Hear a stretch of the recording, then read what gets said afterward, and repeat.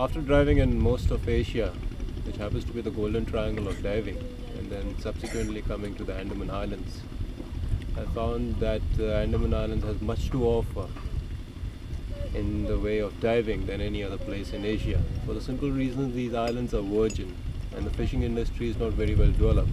So the deep water diving, in which you see a lot of big fish, a lot of sharks, a lot of manta rays, whale sharks, is incredible. The fish life in these islands is absolutely incredible, which we have never seen anywhere, including the Great Barrier Reef.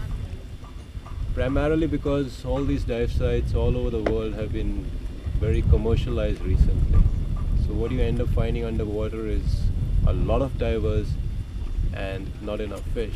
Well, the same thing is not applicable to the Andaman Islands.